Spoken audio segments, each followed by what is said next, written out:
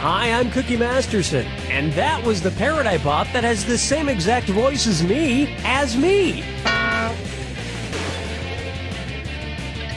All by yourself? Yeah, well, wouldn't be the first time. And our wrong answer of the game is sponsored by Land McDally's Incorrect Maps. They'll get you to the general area of where you need to go. Try to choose the wrong answer, brought to you by our sponsor, to get prizes and cash. And right this way. Get ready, time for question 1. Right off the top, you've seen one ball, you've seen them both.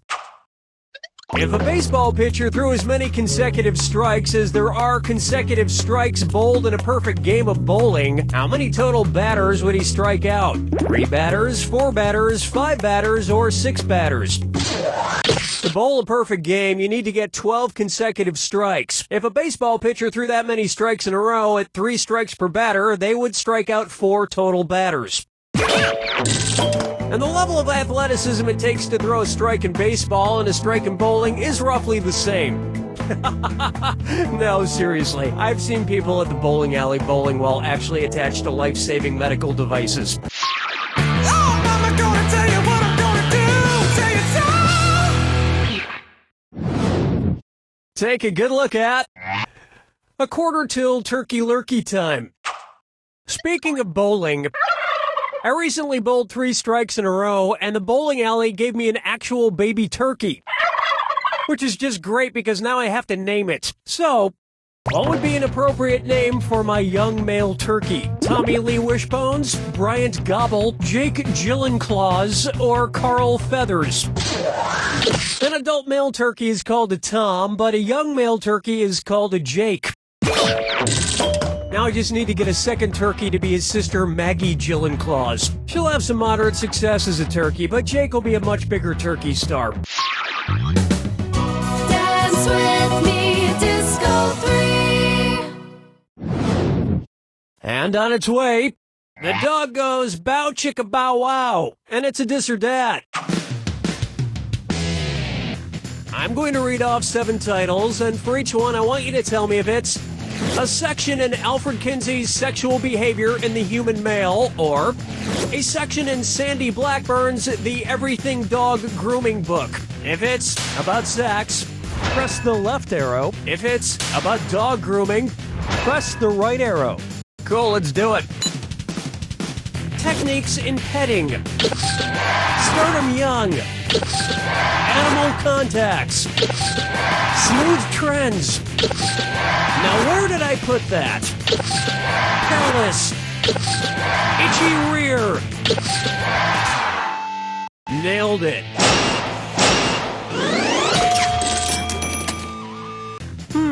It looks like they both have a chapter titled Fluffing.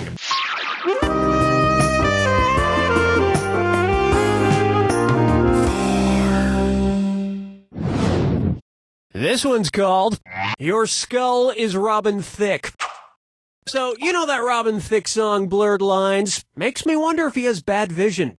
What might an optometrist say if seeing blurred lines meant that Robin Thicke has 20/40 vision? Your vision is 20% worse than 20/20. Your vision is 50% worse than 20/20. Your vision is 100% worse than 20/20. Or your vision is 200% worse than 20/20. Having 20/40 vision means something at 20 feet looks like it would if it were 40 feet from someone with 20/20 vision. So it's half as good. I would feel bad for Robin Thicke if he had poor eyesight. He'd think he was looking at a stunningly gorgeous woman in his entourage, but in reality, she'd just be very, very pretty. Poor guy. 5 fingers. And now, special delivery. I'm expecting a food delivery any second now. No, that should be it. Although the sound is coming from this suitcase. Special delivery for Cookie Masterson. One's made of skin, one's made of wood, so who's the dummy? Not me. Billy, I sure hope you didn't mess up my pizza order. No, Trottlin. I just guessed what you trottedly ordered. Statistically speaking, what is the most popular pizza topping in America? Not counting cheese. Mushrooms, bacon, pepperoni, or green peppers. Pepperoni is by far the most popular pizza topping in the U.S. And yep, a pepperoni pizza is exactly what I ordered. Thanks for your business, sir, and I'd appreciate a sizable tit. What? A tit! You should give me a big tit. I don't... Oh, tip! Tip, a big tip. Boy, they got the title Who's the Dunny exactly right. That about does it for round one. And surprisingly, you're doing pretty well. Remember, in round two, every question is worth double. And don't forget, the wrong answer of the game is still there for the taking. Let's get back to the action.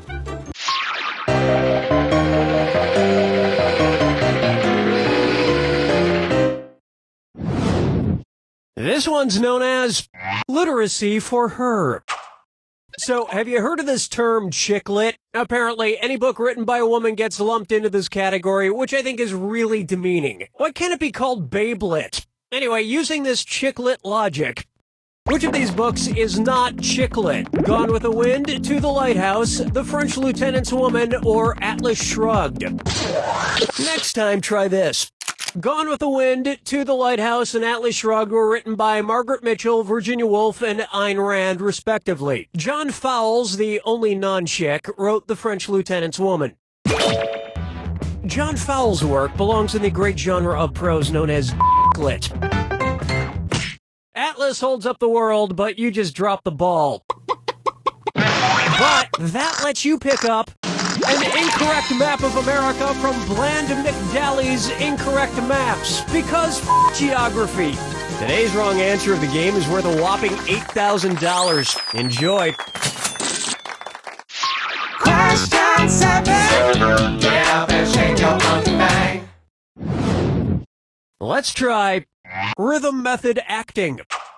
You know how people tell actors to break a leg? Well, which actor might have been able to play his role more realistically if he had actually literally broken a leg? Cary Grant in North by Northwest, Jimmy Stewart in Rear Window, Orson Welles in Citizen Kane, or Gregory Peck in To Kill a Mockingbird? If he wanted to be all method actor, Jimmy Stewart could have broken his leg in real life to better portray his character in Rear Window, a man with a broken leg who spied on his neighbors with a camera.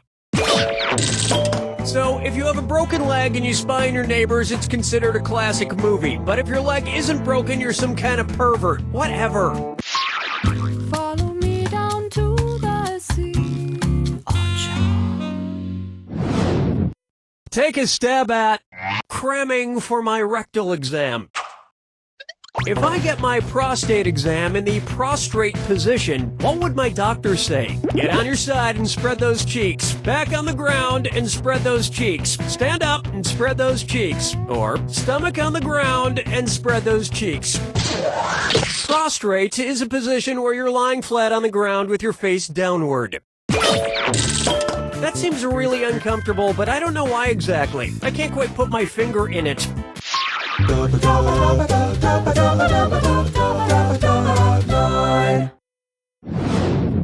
How about consumer retorts? If there were a new edition of the book Eat, Pray, Love that specifically targeted primary consumers, what would it be called? Eat plants, pray love, eat meat, pray love, eat plants and meat, pray love, or eat sunlight, pray love. A primary consumer is any animal that eats grass or other plants. And let me tell you, consuming Eat, Pray, Love really fills you up. In your soul.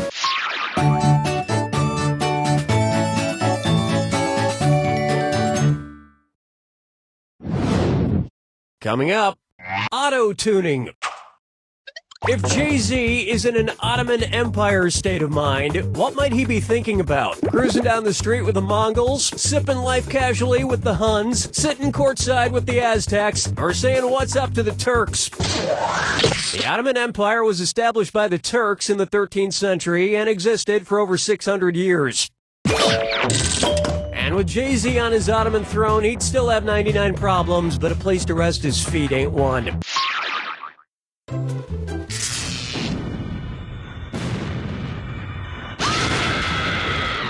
Welcome to the attack. I'm sorry, was I talking too much? Fine, here's your clue. Get a life. What kind of life are they leading? Good luck.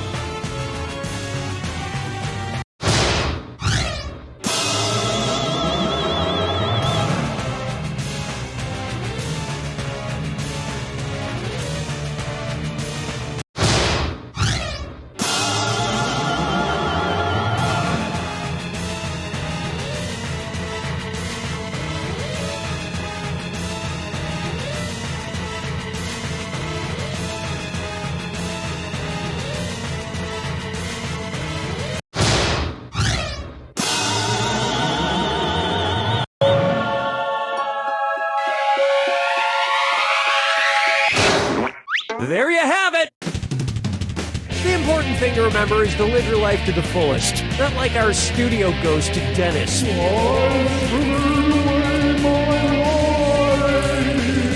Hey, nobody likes a whiner, Dennis.